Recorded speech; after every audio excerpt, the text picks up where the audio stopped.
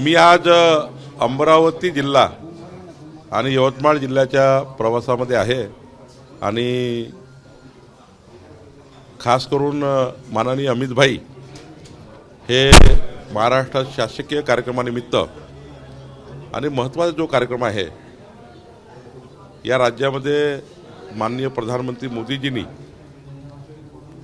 आणि आमचे महाराष्ट्राचे मुख्यमंत्री देवेंद्र फडणवीसजी यांच्या पुढाकाराने 20 लाख घरं मंजूर झाले आहेत।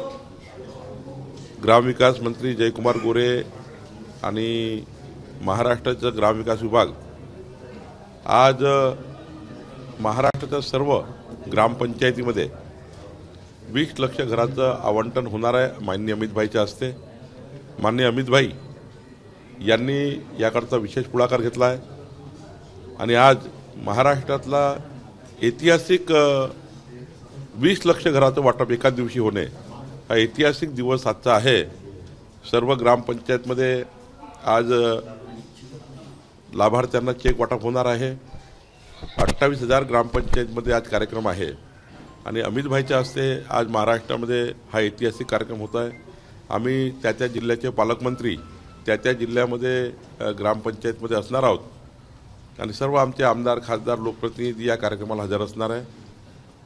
राहिला प्रश्न पालकमंत्र्याचा, तो प्रश्न माननीय देवेंद्रजी, एकनाथजी आणि अजितदादा मिळून सोडवणार आहे। माननीय अमितभाईचा दौरा हा शासकीय दौरा आहे आणि यातनं महाराष्ट्राला आज 20 लाख घरं मिळत आहेत। काही दिवसाआधी मुख्यमंत्री देवेंद्र फडणवीस यांनी राज ठाकरे आज उदय सामंत सुद्धा राज ठाकरेची भेट घेत आहे। आगामी निवडणुकीच्या संदर्भाने आज दोन्ही पक्षाच्या नेत्यांच्या भेटी होत आहेत। अशा भेटी होतच राहतात कारण राजसाहेबांचे सर्वांचे संबंध आहे, माझेही खूप त्या ठिकाणी मैत्रीपूर्ण संबंध आहे। त्यामुळं राजसाहेबांशी कोणी भेटलं यावर काही त्याच्यात वेगळं काही बोलायची गरज नाही। राजसाहेब हे सर्वांचेच मित्र आहेत, त्यामुळे त्यांना भेटत राहतात। सर, अण्णा हजारे पुन्हा आक्रमक झालेले आहेत। कोकाटे असतील मंत्री किंवा मग धनंजय मुंडेंचा राजीनामा देण्याची त्यांनी आता मागणी केली। कोणी? अण्णा हजारे। माननीय अण्णा हजारे साहेब यांनी जी मागणी केली आहे त्याबद्दल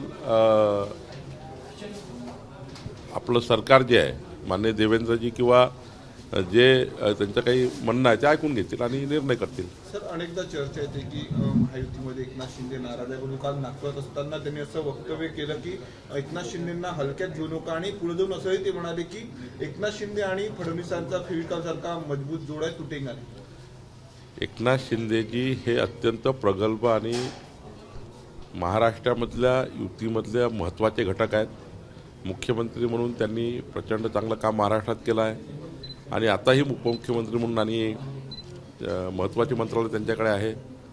एकनाथ शिंदे हे महायुतीला मजबूत करण्याकरता काम करतात, त्यामुळे त्यांचा विधानाचा अर्थ वेगळा काढू नये।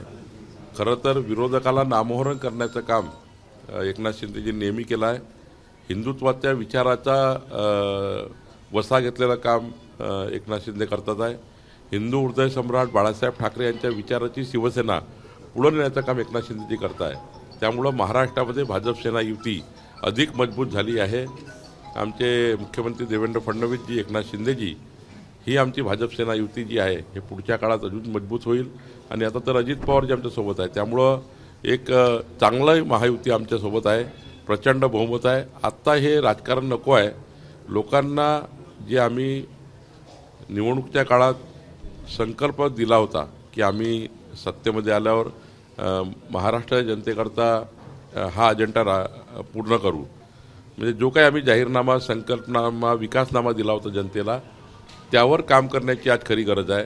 दिवसभर राजकारण यांनी हे म्हटलं, त्यांनी ते म्हटलं, तो इथं गेला, तो तिकडे गेला, याच्यापेक्षा आमच्या पूर्ण अजेंडा आहे माननीय देवेंद्र फडणवीस सरकार, आमचं सरकार पारदर्शी चालवणे, गतिमान सरकार चालवणे, जनतेला दिलेले आश्वासनं पूर्ण करणे, याकरता आमचा कल आहे। आता आम्हाला फार राजकारणात पडायचं नाही आहे आणि पार्टीबाईच्या राजकारणातही पडायचं नाही आहे, गटबाईच्या राजकारणातही पडायचं नाही आहे। आम्हाला समाजाच्या शेवटच्या माणसासाठी काम करायचं आहे। हा महाराष्ट्र विकसित महाराष्ट्र व्हावा याकरता काम करायचं आहे। मंत्री नितेश राणे यांनी असं म्हटलं आहे की आता विधानसभेच्या निवडणुका संपलेल्या, स्थानिक स्वराज्य संस्थांच्या निवडणुका आता येणार आहे, गावागावांमध्ये फक्त आता भाजप दिसणार आहे आणि जो भाजप सोबत राहील त्यांनाच निधी मिळेल असं त्यांचं वक्तव्य आहे। साहजिक अशी भावना असते की भारतीय जनता पार्टी हे आमच्या गावातलं जे युनिट आहे हे मजबूत झालं पाहिजे. प्रत्येक पक्षाची भावना असते, आमच्याही पक्षाची भावना आहे. पण शेवटी निवडणुकीमध्ये महायुतीचा जेव्हा विचार होईल तेव्हा महायुतीचा विचार होईल. पण आपापले पक्ष हा मजबूत करण्याचं काम आपण करत राहतो. आम्ही करतोय, एकनाथजी करताय, अजितदादाही करताय. त्यामुळे आपापला पक्ष मजबूत केला पाहिजे. जिथे इथं स्पेस आहे तिथं आपला पक्ष वाढवला पाहिजे. त्यातनं शेवटी काय होणार आहे, महायुतीत मजबूत होणार आहे. एबीपी माझा, उघडा डोळे बघा नीट.